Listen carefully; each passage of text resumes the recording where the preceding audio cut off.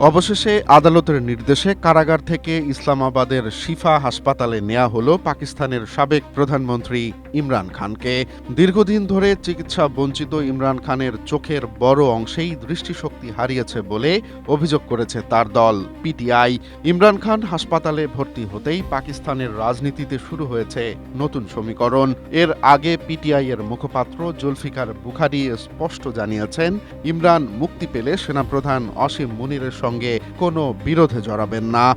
দেশ ও জনগণের কল্যাণের কথা চিন্তা করে নিজের সব কষ্ট চেপে রেখে সামনে এগোবেন তিনি। রাজনৈতিক বিশ্লেষকরা ধারণা করছেন, তাহলে কি পর্দার আড়ালে সেনাবাহিনী ও ইমরান খানের বড় কোনো সমঝোতা হচ্ছে? জীবন অবাক না করলে কে করবে? 28% মিল্ক ফ্যাটের অবাক করার সাথে ফ্রেশ মিল্ক পাউডার। জীবন অবাক করুক প্রতিদিন। আলোচনার জবাবে বুখারী অবশ্য বলছেন, কোনো সরাসরি বৈঠক বা সমঝোতা হয়নি।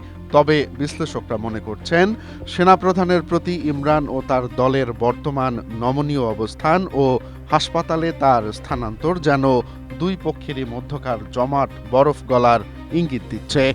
অবশ্য সমঝোতার গুঞ্জনের মধ্যেই আগামী 27 সেপ্টেম্বর দেশ জুড়ে বড় আন্দোলনের ঘোষণা দিয়েছে পিটিআই।